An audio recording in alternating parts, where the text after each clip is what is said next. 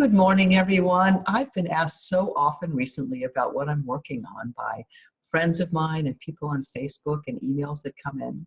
So I've decided in this video to begin sharing my work, what I'm writing about, and then keeping you updated as more comes to me. So let's start with an image that's very dear to me. This flower is the thousand-petal lotus. Now, in spiritual literature from numerous cultures, the lotus flower signifies spiritual illumination. Each petal is symbolic of the gradual unfolding of the human being on the path to enlightenment.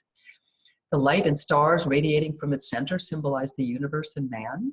It's said that there's a jewel found in the center of the lotus, its source, which represents the divinity of the cosmos as well as the divinity of man. Tapping into this source leads someone to an exceptional life. Well, talking about writing, I never intended to be an author. I've seen people like Elizabeth Gilbert tell how being an author was all she dreamed about as a little girl, but that never really occurred to me.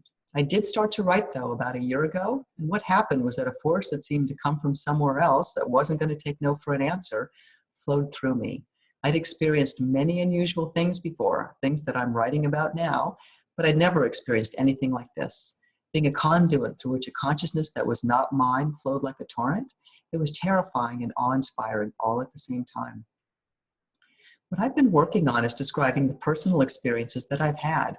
As some of you know, they include out-of-body travel, floating in my physical body, manifesting objects in plain sight, flying while awake and in the daytime, and being not solid while the matter around me remains solid. But I've also tried to relate them back to modern science so they can be understood as normal and universal. The observations that I write about have come about as a result of thousands of spiritual experiences that I've studied and that I've had over many decades.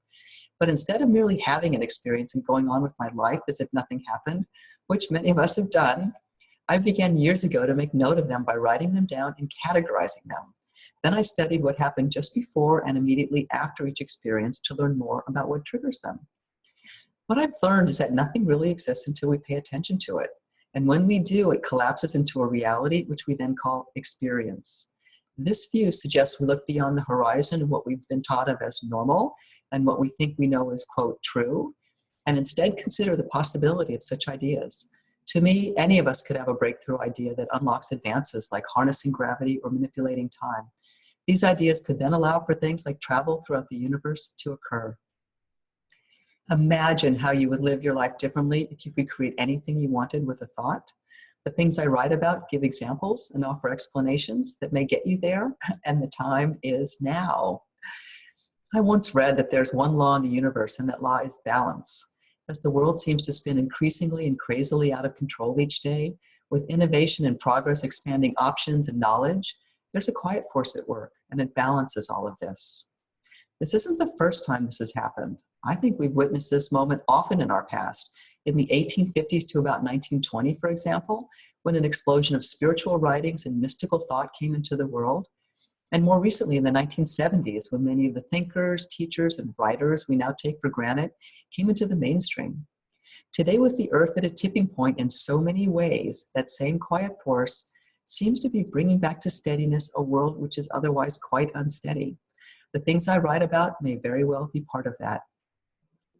I'm someone who has inadvertently lived outside of the mainstream of transformational and personal development worlds all my life.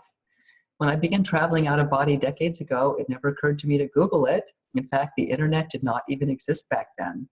There was no one who knew much about what I was experiencing, and so I just dealt with it through my own research. What I ended up doing was reading ancient, original, mystical texts, such as the Emerald Tablet, the Torah, the Vedas, the Sumerian tablets, and the Book of the Dead. And when done with those, I read masters who taught those ideas like Rumi, Lao Tzu, D.T. Suzuki, and Maharishi Mahesh Yogi. And then I moved on to esoteric spiritual writers who expanded on those ideas, like Valentin Tomberg, Robert Rondell Gibson, and Friedrich Weinreb. Then I tackled the works of recent scientific thinkers like Richard Feynman and Itzhak Bentov, Bruce Lipton, Roger Penrose, and Brian Greene. And I read everything I could ever find written by who I thought were ascended masters, such as Ramtha. In all, about 30,000 pages was read over 15 years. This is how I came upon the information that ultimately allowed me to begin writing. With these videos, I invite you to take a journey with me. I'll bet you'll likely be considering things you never thought about before. There was a time when I'd never thought about them either. These thoughts may open your own awareness to possibilities about your life and your relationship to the world you experience, something any of us can tap into at any time. When you know the source, it's easy. We each need only focus our attention in the now to live an exceptional life. And so on that note, I'll leave you with these thoughts, and I will look forward to seeing you next time.